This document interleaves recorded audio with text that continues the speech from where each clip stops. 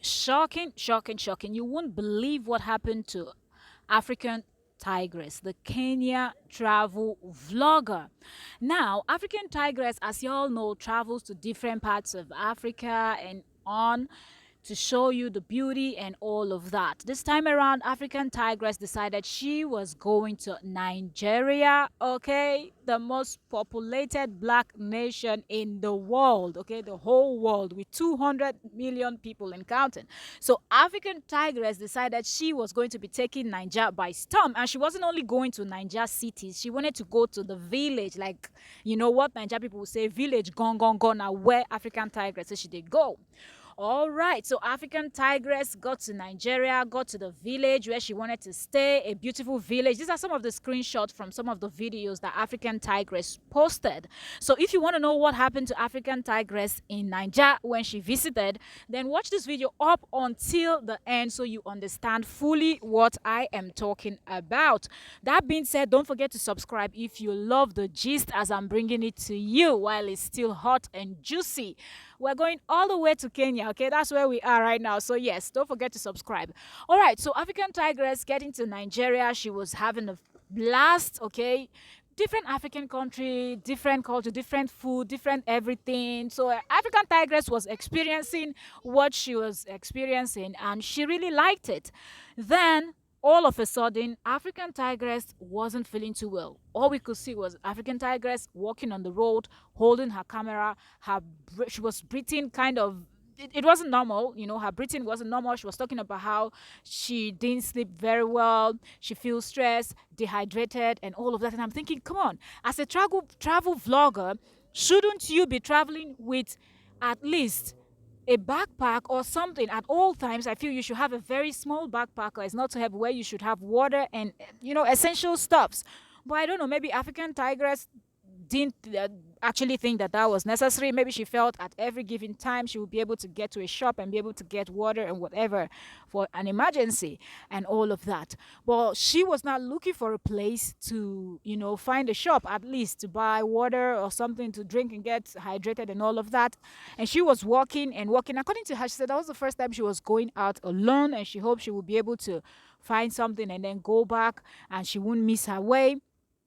But she was really really scaring the audience. Like, if you were watching, and I guess you just had your heart in your mouth, like, oh my goodness, oh my goodness, I hope this lady won't pass out. As beautiful as this village was, beautiful, palm trees, corn farm, cassava farm, and yam farm, and pear tree. She showed us so many lovely stuff. Now you have to go to African Tigress channel to watch so you understand. Beautiful, beautiful vlog African Tigress is giving us all the way from Nigeria.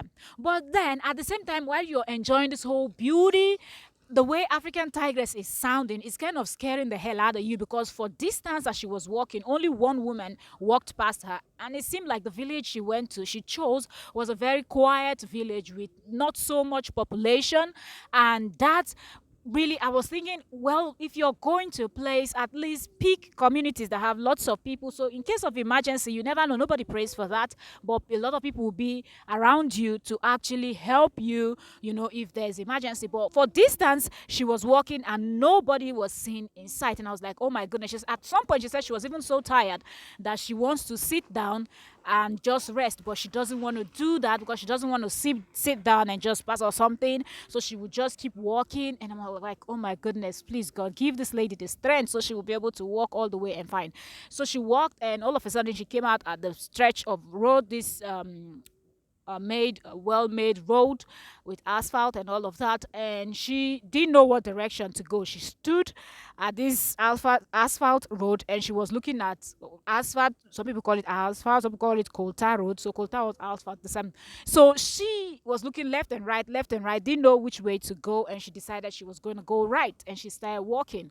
She saw the first house. She didn't it wasn't she was praying, when she saw the first building, she was like, I hope this will be a shop. And she got there, no, it was a home, somebody's house. She walked past the next one, looked like it was a shop. She got there, it wasn't. She saw the third one. She from afar she could see some crates. According to her, the crates, like crates of mineral beer and things like that. She was like, okay, she thinks that's a shop. She got closer, the shop was closed. The crates were outside, but the shop was closed. There was no one there to attend to her. She kept walking and walking and walking.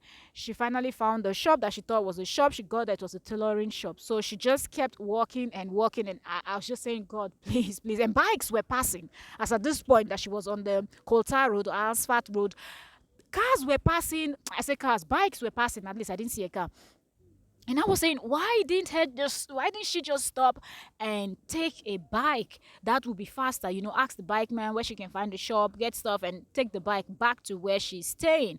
Well, I guess she just wanted to film, walk, and all of that. But the way she was breathing heavily and talking about she's stressed, she feels weak, and I was like, don't fall down and pass out. It's going to take a while before somebody finds you by the side of the road, and that's not going to be good. Before they're going to rush you to the city and then take you to, no, no, that's not good. But anyways, she finally found a shop and she crossed over, and she asked for water, a drink, and also then an energy drink. So she got a big bottle of water and energy drink, and that was it. So if you enjoy this, thank you so very much, and don't forget to subscribe.